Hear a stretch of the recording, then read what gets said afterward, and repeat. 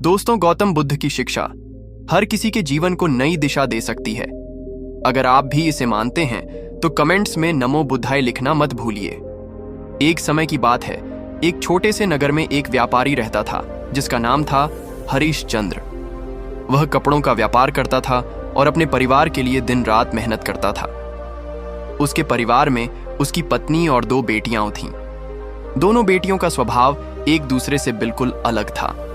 बड़ी बेटी शालिनी बहुत ही शर्मीली और संकोची थी। उसे किसी अनजान व्यक्ति से बात करने में डर लगता था और वह हमेशा चुपचाप रहती थी। वहीं छोटी बेटी काव्या बहुत ही नटखट और बहिर्मुखी थी। वह हर किसी से खुलकर बात करती थी और लोगों के बीच जल्दी घुल मिल जाती थी। नगर के लोग शालिनी को भोला और कमजोर समझते थे। कई बार लोग उसकी सादगी का फायदा उठा लेते थे और वह चुपचाप सब सह लेती थी। हरिश्चंद्र को अपनी बेटी का यह स्वभाव बिल्कुल पसंद नहीं था। वह चाहता था कि शालिनी भी अपनी छोटी बहन की तरह आत्मविश्वास से भरी हो और दुनिया का सामना कर सके। कई बार उसने शालिनी को डांटा, समझाया और यहां तक कि गुस्से में उसे डपट भी दिया। लेकिन शालिनी का स्वभाव बदलने की बजाय और भी संकुचित हो गया।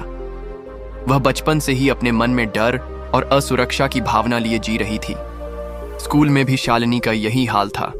वह पढ़ाई में अच्छी थी, लेकिन अपनी बात कहने या सवालों के जवाब देने में हिचकिचाती थी। शिक्षक जब उसे सवाल पूछते तो वह डर के मारे जवाब नहीं दे पाती थी, भले ही उसे जवाब मालूम हो। इस कारण उसकी पढ़ाई भी अधूरी रह गई। जब शालिनी युवावस्था में पहुंची तो हरिश्चंद्र ने उसे अपने कपड़े के व्यापार में मदद करने को कहा। शालिनी ने डरते डरते पिता की बात मान ली, लेकिन उसका डर और संकोच उसे हर बार गलतियां करने पर मजबूर कर देता था। एक दिन हरिश्चंद्र को कुछ जरूरी काम से पड़ोसी शहर जाना पड़ा। उसने दुकान की जिम्मेदारी शालिनी को सौंप दी। शालिनी दुकान पर अकेली थी, तभी 2 लोग आए और बोले, हमें तुम्हारे पिता ने भेजा है। उन्होंने कहा है कि दुकान में जो भी कपड़े हैं वे सारे हमें दे दो।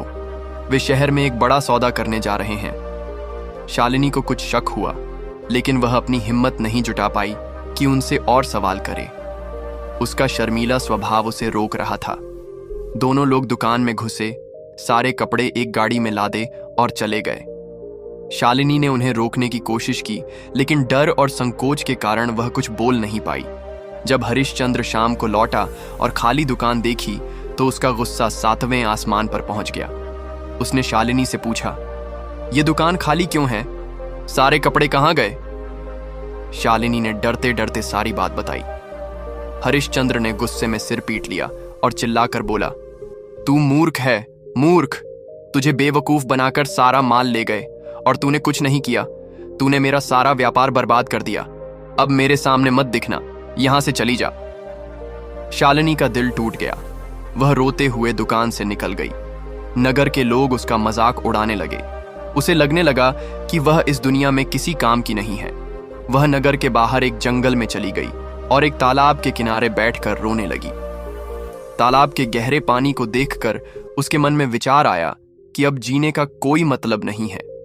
उसने सोच लिया कि वह तालाब में कूदकर अपनी जान दे देगी। जैसे ही शालिनी ने तालाब में छलांग लगाई, एक बौद्ध भिक्षुणी जो पास ही ध्यान कर रही थी ने उसे देख लिया और तुरंत पानी में कूदकर उसे बचा लिया। शालिनी गुस्से में बोली, आपने मुझे क्यों बचाया? मेरा जीवन बेकार है, मैं जीना नहीं चाहती।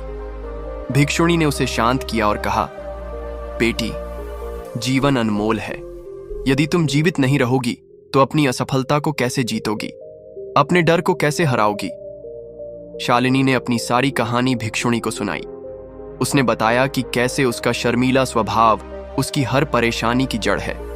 उसने कहा, मैं अपने पिता का व्यापार नहीं संभाल सकी। मैं पढ़ाई में भी असफल रही। लोग मुझे मूर्ख कहते हैं। क्या मेरे जैसे मूर्ख को जीने का हक है? भिक्षुणी ने मुस्कुराते हुए कहा, तुम्हारी सारी समस्याओं का जवाब मेरे गुरु गौतम बुद्ध के पास है। चलो, मैं तुम्हें उनसे मिलवाती हूं। शालिनी ने पहले मना किया, लेकिन भिक्षुणी के बार बार समझाने पर वह उनके साथ जाने को तैयार हो गई। भिक्षुणी उसे एक आश्रम में ले गई, जहां गौतम बुद्ध एक बरगद के पेड़ के नीचे ध्यानमग्न बैठे थे। शालिनी ने उन्हें प्रणाम किया और रोते हुए अपनी सारी व्यथा सुनाई। उसने कहा, हे गुरुदेव, आप मेरी आखिरी उम्मीद हैं। यदि आपने मेरी मदद नहीं की तो मेरा जीवन खत्म हो जाएगा। गौतम बुद्ध ने शांत स्वर में कहा, बेटी, तुम्हारा जीवन बदल सकता है। तुम में वह शक्ति है जो तुम्हें दुनिया का सामना करने के लिए चाहिए। मैं तुम्हें कुछ कार्य दूंगा। यदि तुम इन्हें पूरा कर सको तो तुम्हारा डर और संकोच हमेशा के लिए खत्म हो जाएगा। शालिनी ने उत्साह से कहा, हे गुरुदेव, मैं आपका शिष्य बनना चाहती हूं। कृपया मुझे वह उपाय बताइए जिससे मेरा जीवन बदल जाए। गौतम बुद्ध ने कहा, ठीक है, लेकिन पहले तुम्हें मेरे दिए हुए 3 कार्य पूरे करने होंगे। 3 दिन बाद मैं तुम्हें वह उपाय बताऊंगा जो तुम्हारे जीवन को बदल देगा। पहला कार्य कल से शुरू होगा। आज आश्रम में आराम करो। पहला दिन अगले दिन शालिनी गौतम बुद्ध के पास पहुंची और बोली, गुरुदेव, मुझे आज का कार्य बताए। गौतम बुद्ध ने कहा, आज तुम्हें नगर में जाकर 10 अनजान लोगों से बात करनी है।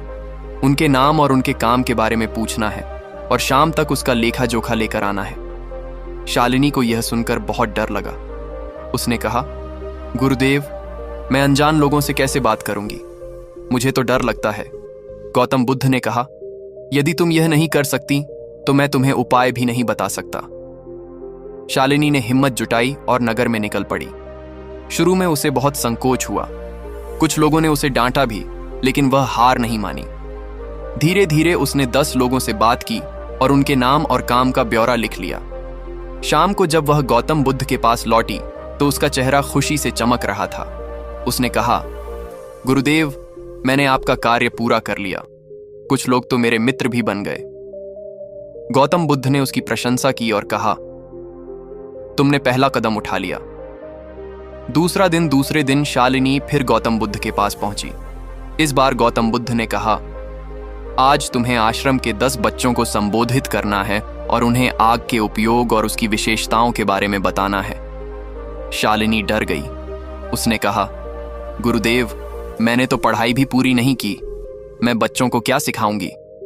गौतम बुद्ध ने मुस्कुराते हुए कहा, बेटी, तुम रोज आग का उपयोग देखती हो, रसोई में, दीपक में, हवन में। बस वही बातें बच्चों को बता दो। यहां सिर्फ मैं जानता हूं कि तुम्हारी पढ़ाई अधूरी है, बच्चे नहीं जानते। शालिनी के पास कोई चारा नहीं था। वह डरते डरते बच्चों के सामने गई। शुरू में उसकी आवाज कांप रही थी, लेकिन धीरे धीरे उसने आग की 5 विशेषताएं बताईं। बच्चे ध्यान से सुन रहे थे। कार्य पूरा करके वह गौतम बुद्ध के पास लौटी और बोली, गुरुदेव, मैंने कर दिखाया, लेकिन मुझे बहुत डर लग रहा था। गौतम बुद्ध ने कहा, एक बार और कोशिश करो, इस बार बिना डर के। शालिनी ने फिर हिम्मत जुटाई और बच्चों को आत्मविश्वास के साथ आग के बारे में बताया। इस बार उसे बिल्कुल डर नहीं लगा। गौतम बुद्ध ने उसकी तारीफ की और कहा, तुम साहसी हो बेटी। तीसरे दिन गौतम बुद्ध ने शालिनी से कहा, आज का कार्य थोड़ा कठिन है। तुम्हें अपने पिता के पास जाना है, उनसे क्षमा मांगनी है और कहना है कि तुम्हें एक और मौका चाहिए ताकि तुम खुद को साबित कर सको। शालिनी डर गई। उसने कहा, गुरुदेव, पिताजी बहुत गुस्से में हैं। मैं उनके सामने कैसे जाऊं? गौतम बुद्ध ने कहा, यदि तुम यह नहीं कर सकती तो मैं तुम्हें उपाय नहीं बता सकता। शालिनी ने हिम्मत जुटाई और अपने पिता के पास गई। उसने रोते हुए क्षमा मांगी और कहा, पिताजी, मुझे एक और मौका दीजिए। मैं आपको साबित करूंगी कि मैं आपके व्यापार को संभाल सकती हूं। हरिश्चंद्र का दिल पिघल गया। उन्होंने अपनी बेटी को गले लगाया और कहा, ठीक है बेटी, मैं तुम्हें एक और मौका दूंगा। शालिनी खुशी खुशी गौतम बुद्ध के पास लौटी और बोली, गुरुदेव, अब मुझे वह उपाय बताए। गौतम बुद्ध ने मुस्कुराते हुए कहा, बेटी, तुमने खुद ही अपने डर को जीत लिया। तुम्हारा डर और संकोच तुम्हारे मन में था। तुमने अनजान लोगों से बात की, बच्चों को पढ़ाया और अपने पिता से क्षमा मांगी। ये सब तुमने अपने आत्मविश्वास से किया। दुनिया तुम्हें वैसे ही देखती है जैसे तुम खुद को पेश करती हो। यदि तुम आत्मविश्वास से भरी रहोगी तो कोई तुम्हें मूर्ख नहीं समझेगा। शालिनी की आंखें खुल गईं। उसने गौतम बुद्ध को धन्यवाद दिया और वादा किया कि वह अपने जीवन में सफलता हासिल करेगी। उसने अपने पिता के व्यापार में मेहनत की और धीरे धीरे एक आत्मविश्वास से भरी व्यापारी बन गई। नगर के लोग अब उसकी तारीफ करने लगे।